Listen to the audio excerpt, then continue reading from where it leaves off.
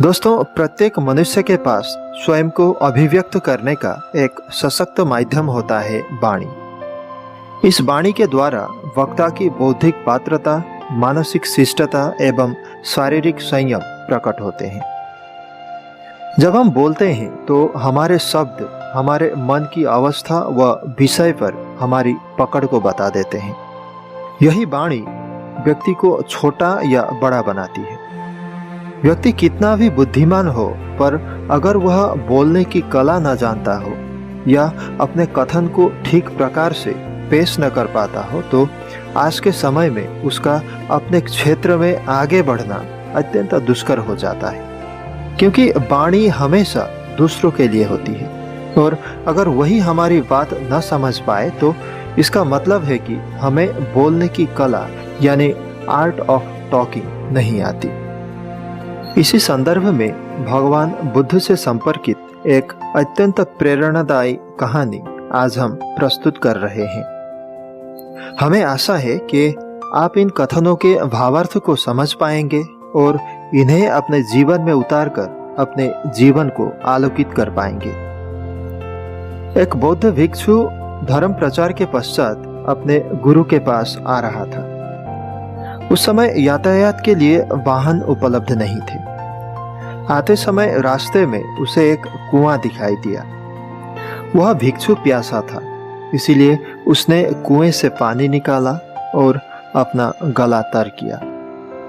शिष्य को अद्भुत तृप्ति मिली, क्योंकि कुएं का जल बेहद ही मीठा और ठंडा था। शिष्य ने सोचा, क्यों न यहाँ का जल गुरुजी के लिए भी ले चलूं। उसने अपनी मशक भरी और वापस आश्रम की ओर चल पड़ा। वह आश्रम पहुंचा और गुरुजी को सारी बात बताई। गुरु ने उस भिक्षु से वह पानी का पात्र लेकर जल पिया और संतुष्टि महसूस की। उन्होंने भिक्षु से कहा, यह जल तो गंगा जल के समान है। मैंने इतना स्वादिष्ट जल आज तक नहीं पिया था। गुरुजी से इस तरह की प्रशंसा सुनकर वह भिक्षु अत्यंत हर्षित हुआ। उसके पश्चात वह गुरुजी से आज्ञा लेकर अपने कक्ष की ओर चल दिया। कुछ ही देर में आश्रम में रहने वाला एक दूसरा भिक्षु गुरुजी के पास पहुंचा और उसने भी वह जल पीने की इच्छा जताई।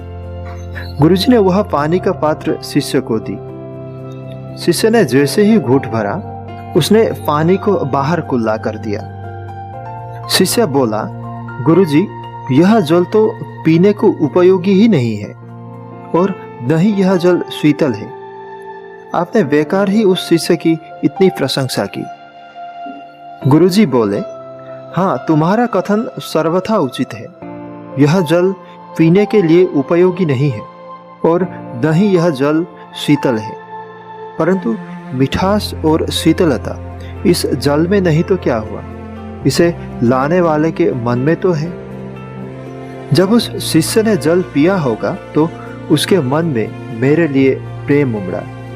यही बात महत्वपूर्ण है। मुझे भी इस पात्र का जल तुम्हारी तरह ही ठीक नहीं लगा, पर मैं ये कहकर उसका मन दुखी नहीं करना चाहता था। हो सकता है कि जब यह जल पात्र में भरा गया तब वह शीतल हो और यह जल लाने वाला पात्र साफ न हो। दोस्तों, यह कहानी हमें एक बहुत बड़ी सीख दे सकती है, क्योंकि हम में से ज्यादातर लोग सत्यवादिता के नाम पर अत्यंत कटुभाषी हो जाते हैं। पर हमें उस व्यक्ति के मानसिक स्तर पर भी ध्यान रखनी चाहिए जिसे हम बात कर रहे हैं। हमारे द्वारा प्रयुक्त किए गए शब्दों की उपयुक्तता की परीक्षा श्रोताओं की प्रतिक्रिया से हो जाती है, परंतु लोग प्रायः अपनी आंखें बंद करके ही बोलते हैं और वे अपने जीवन में विफल होते हैं। अगर कोई व्यक्ति आपके प्रति समर्पित है तो आपको भी उसका उत्तर प्रेम से ही देना चाहिए। दूसरों के मन को दुखी करने वाली बात को टाला जा सकता है और हर बुराई में अच्छाई खोजी जा सकती है। दोस्तों, ये हमें ही तय करनी होती है कि क्या बोलना है और क्या नहीं।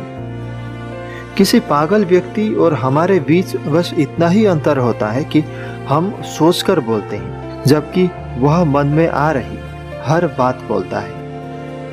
जब हम बोलते हैं तो हमारा हर शब्द अर्थपूर्ण होनी चाहिए, हमारी बातों में वजन होनी चाहिए और वह सामने वाले को खुश करने वाला हो, ज्ञान देने वाला हो, समस्या का निदान करने वाला हो।